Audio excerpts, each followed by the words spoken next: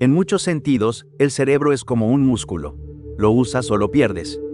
La hipótesis de reserva cognitiva sugiere que un cerebro sano y de gran capacidad es aquel con muchas células cerebrales saludables y con abundantes conexiones entre ellas.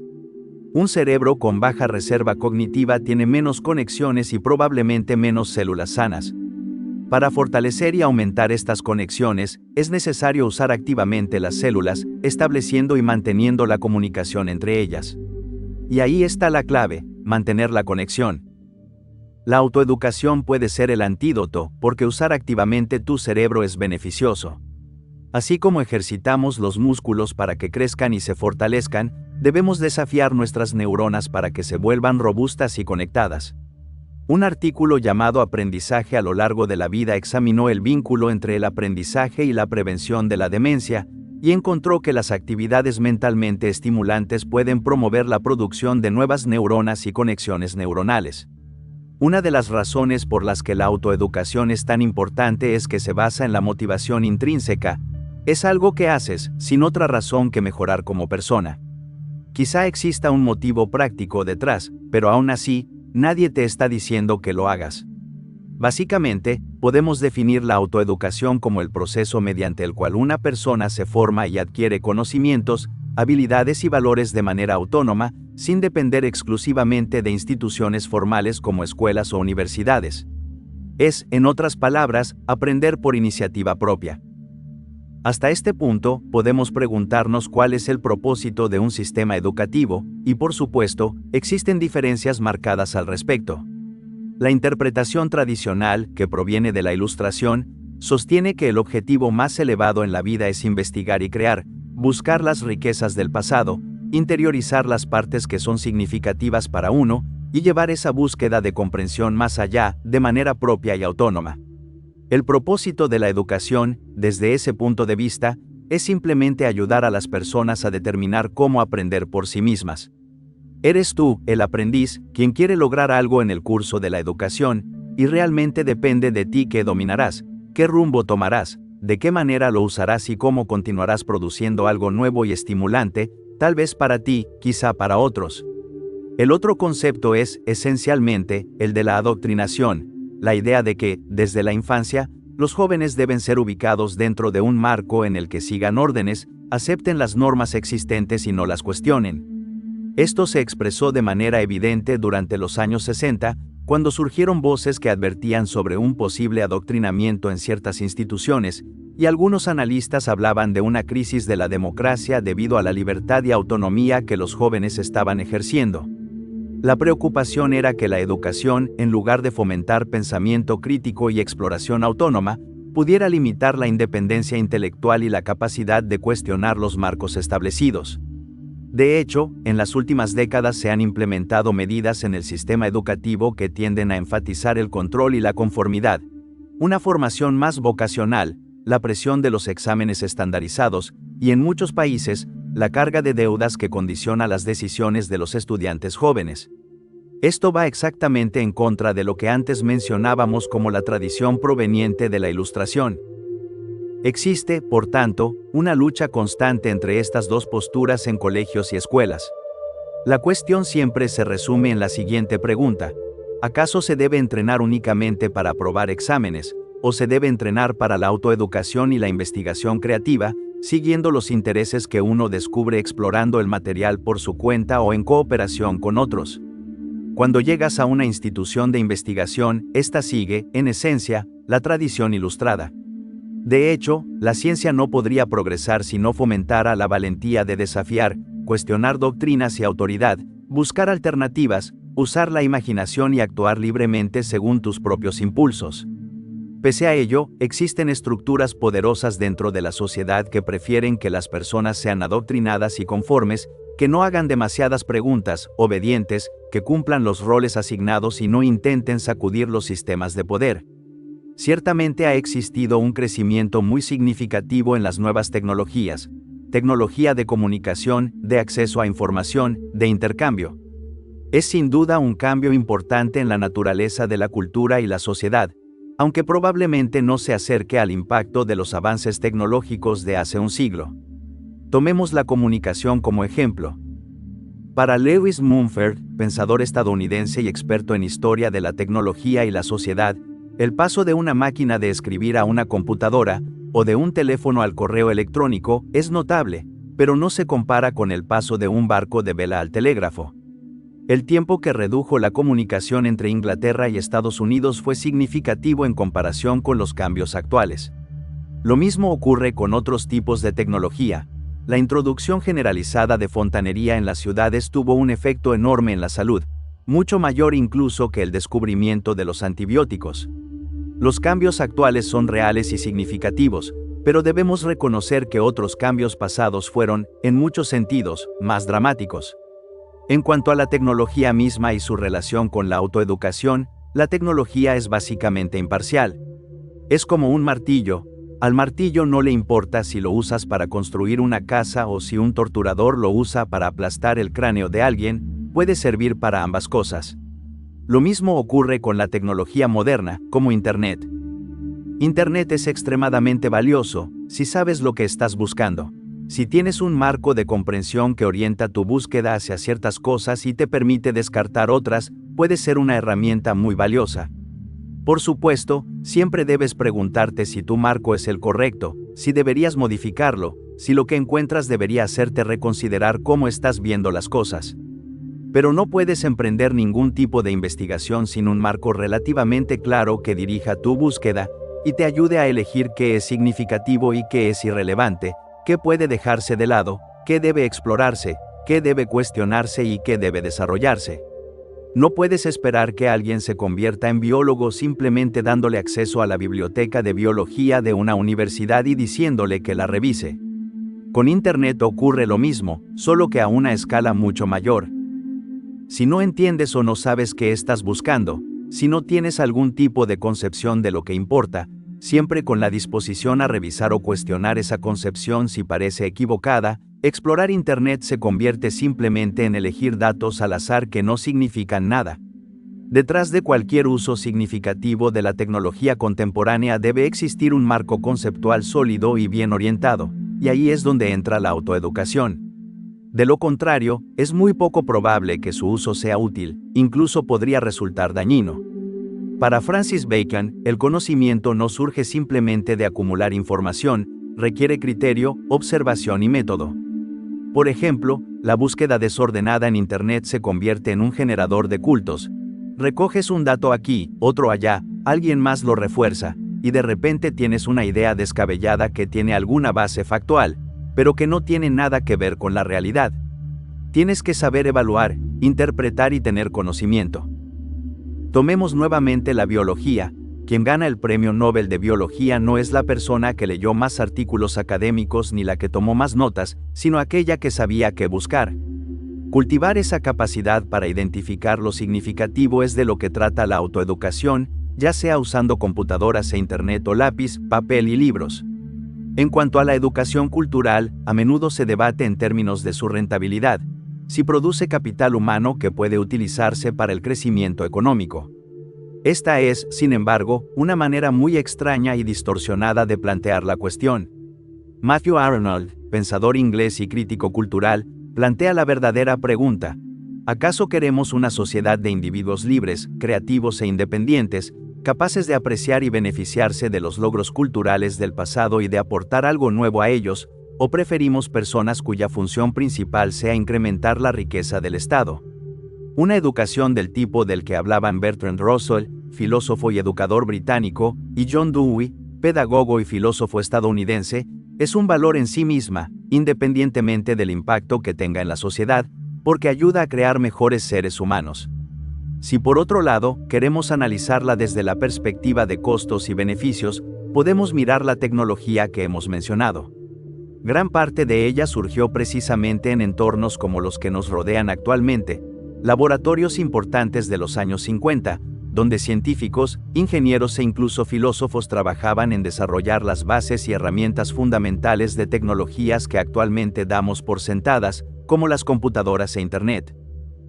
Los artistas clásicos, por ejemplo, surgieron de una tradición de artesanía desarrollada durante largos periodos mediante maestros artesanos, pero eso no surge de la nada. Para que haya creación, no basta con un sistema educativo formal. La autoeducación es fundamental, la capacidad de explorar por cuenta propia, de investigar más allá de lo enseñado y de desarrollar un criterio propio. Si no existe un sistema cultural y educativo vivo, orientado a fomentar la exploración creativa, la independencia de pensamiento y la disposición a desafiar, cruzar fronteras y cuestionar creencias aceptadas, no se obtendrá la tecnología que puede producir beneficios económicos, aunque eso no sea, en mi opinión, el propósito principal del enriquecimiento cultural y del aprendizaje. En cuanto a las pruebas, en el periodo reciente, Alfie Kohn, autor y educador estadounidense, ha visto un aumento creciente en moldear la educación desde las primeras edades hacia el objetivo de aprobar exámenes. Rendir exámenes puede ser útil, tanto para quien toma la prueba, para saber qué conoce, dónde está y qué ha logrado, como para los instructores, que pueden identificar qué debe ajustarse o mejorarse en el curso. Pero más allá de eso, realmente no dicen mucho. Una persona puede hacer exámenes magníficos, y aún así, entender muy poco. Puedes estar inscrito en un curso que no te interesa, estudiar con esfuerzo para aprobar un examen, superarlo con excelencia, y unas semanas después, ya haber olvidado el contenido. Puede ser un instrumento útil si contribuye a los propósitos constructivos de la educación, pero si el examen se convierte simplemente en una serie de obstáculos que debes superar, no solo se vuelve inútil, sino que incluso puede alejarte de lo que realmente deberías estar aprendiendo por tu propia iniciativa. Aprobar exámenes ni siquiera se compara con el acto de buscar, investigar y perseguir temas que nos involucran y nos entusiasman. Eso es mucho más significativo que pasar pruebas. Viktor Weisskopf, físico de renombre mundial y profesor veterano, solía enseñar cursos introductorios para estudiantes de primer año. Cuando ellos le preguntaban, ¿qué vamos a cubrir este semestre?, él respondía, no importa lo que cubramos, lo que importa es lo que ustedes descubran. Autoeducarse significa precisamente eso, inspirarte a descubrir por ti mismo, cuestionar aquello con lo que no estás de acuerdo, explorar alternativas si crees que hay mejores opciones y recorrer por cuenta propia los grandes logros del pasado, intentando dominarlos porque realmente te interesan. A pesar de todo lo anterior, y aunque autoeducarse puede ser una virtud, hay una línea muy delgada entre solo leer o consumir información e involucrarse activamente con el mundo y pensar por uno mismo, que es el propósito final de la autoeducación. En la sexta sección de El arte de escribir, Arthur Schopenhauer aborda precisamente este tema en un ensayo titulado Sobre pensar por uno mismo. En estos escritos posteriores, él distingue claramente entre el hombre de letras o instruido, y el verdadero pensador, el hombre de genio.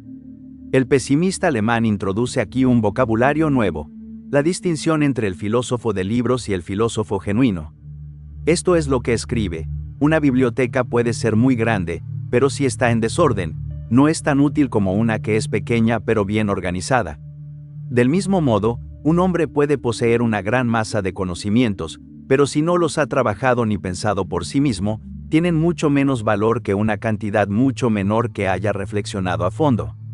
Leer es una cosa que cualquiera puede hacer por su propia voluntad, pero no así pensar.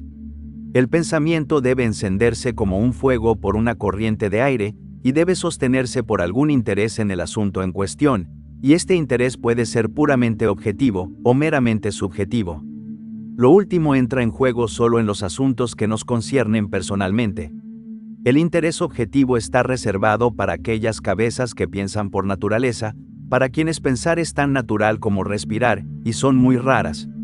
Así como una biblioteca, nuestros pensamientos requieren organización para sernos útiles. No basta con acumular hechos, por muchos que sean, si no los tenemos bien ordenados y disponibles. Lo que realmente se necesita es un acto de síntesis llevado a cabo por un intelecto vivo. Ese es el proceso mediante el cual tu conocimiento y tus pensamientos se integran de verdad en ti, en tu mente. Schopenhauer también observa que pensar no es un acto voluntario. No podemos obligarnos a pensar a voluntad, y además requiere un tipo de combustible. Ese combustible puede ser objetivo, en el raro caso del verdadero pensador que siente un impulso intrínseco por conocer, un interés por la realidad misma, o puede ser subjetivo, un interés personal en el resultado, como buscar algo útil. Ya aquí podemos intuir que el interés objetivo tendrá un tipo de nobleza y completitud superior. En la siguiente parte, Schopenhauer contrasta el acto de pensar con el acto de leer, y al tipo de persona que piensa con la que solo lee. Esto es lo que escribe. Es increíble la diferencia que se produce en la mente entre pensar por uno mismo y limitarse a la lectura. Esta diferencia intensifica aquella distinción original en la naturaleza de dos mentes, una con tendencia a pensar y la otra con tendencia a leer. Leer fuerza pensamientos ajenos sobre la mente, pensamientos que pueden ser tan extraños al estado y disposición en que se encuentra en ese momento. Pero cuando un hombre piensa por sí mismo, sigue el impulso de su propia mente, determinado en ese momento por su entorno. Por eso, según Schopenhauer, leer de manera excesiva o pasiva puede limitar la elasticidad de la mente, porque sustituye el pensamiento propio por la absorción de ideas ajenas. Mantener la mente constantemente ocupada con libros, sin reflexionar, es como mantener un resorte siempre bajo presión. Tal como escribe, esta costumbre explica por qué la erudición puede volver a la mayoría de los hombres más rígidos y necios de lo que son por naturaleza, e impide que sus escritos alcancen verdadero éxito. Como decía Alexander Pope, permanecen para siempre leyendo, nunca para ser leídos. Desde la perspectiva del pesimista alemán, los hombres de aprendizaje son aquellos que han hecho sus lecturas en las páginas de los libros. Si un hombre quiere que sus pensamientos tengan verdad y vida, deben ser, después de todo, sus propios pensamientos fundamentales, pues son los únicos que puede comprender completa y plenamente. Schopenhauer dice que el mundo inspira al pensador a generar pensamientos acordes con su propia naturaleza y temperamento. Esto recuerda mucho a lo que Nietzsche diría más tarde, que hay personas que reciben pensamientos y valores desde fuera, y otras que no se ven dominadas por lo recibido, sino que lo transforman y producen algo nuevo y genuino. Schopenhauer escribe: un hombre debe leer únicamente cuando sus propios pensamientos se estancan en su fuente, lo cual sucede con frecuencia incluso en las mejores mentes. En cambio, tomar un libro con el propósito de espantar los pensamientos propios es un pecado contra el Espíritu Santo.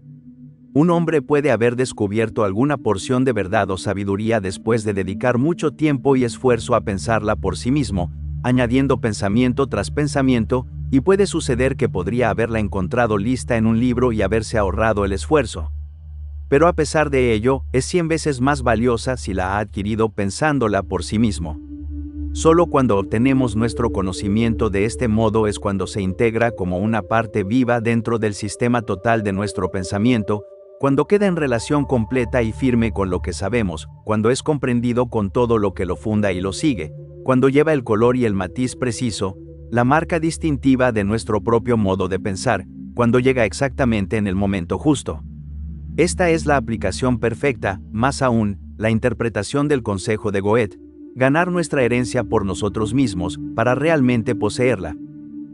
Schopenhauer continúa con lo siguiente: cuando uno considera cuán vasto y cuán íntimo para nosotros es el problema de la existencia, esta existencia equívoca, torturada, fugaz, de apariencia onírica, tan vasta y tan cercana que, tan pronto como un hombre la descubre, oscurece todos los demás problemas y fines, y cuando uno observa cómo todos los hombres, salvo unos pocos y raros casos, no tienen una clara conciencia de ese problema, e incluso parecen completamente ignorar su presencia y se ocupan de todo menos de eso, viviendo sin pensar más que en el día que pasa y en el breve lapso de su futuro personal, ya sea descartando expresamente el problema, o mostrándose demasiado dispuestos a llegar a un acuerdo con él adoptando algún sistema de metafísica popular y dejándose satisfacer por él, cuando uno toma todo esto a pecho, puede llegar a la opinión de que se puede llamar pensante al ser humano solo en un sentido muy remoto, y desde entonces no sentir ya ninguna sorpresa particular ante cualquier rasgo de desatención o locura humana.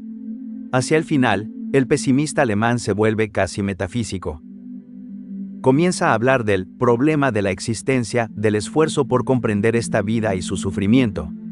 Señala que la mayoría de los hombres ignoran por completo esta cuestión, o bien aceptan soluciones dogmáticas fáciles, y piensan egocéntricamente solo en su propia vida y su propio horizonte, sin elevarse al nivel superior de abstracción necesario para abarcar la cuestión del ser. La conclusión de Schopenhauer es que el hombre puede llamarse un ser pensante, pero solo en un sentido muy remoto y general. El ser humano, en conjunto, es capaz de pensar, pero solo una persona excepcional, con ciertas circunstancias y recursos, puede realmente hacerlo. Schopenhauer concluye el ensayo con algo casi evolucionista, diciendo, quizás la naturaleza no diseñó al ser humano para pensar, ya que no necesitamos pensar demasiado para sobrevivir. Por eso, el tipo de trabajo filosófico que el pesimista alemán cree necesario, será siempre privilegio de unos pocos, e implicará ir contra el curso natural de la vida humana, dedicada principalmente a la supervivencia. Tal como aprendemos de Kant en su ensayo Respuesta a la pregunta, ¿qué es la ilustración? La ilustración es la salida del hombre de su minoría de edad autoimpuesta,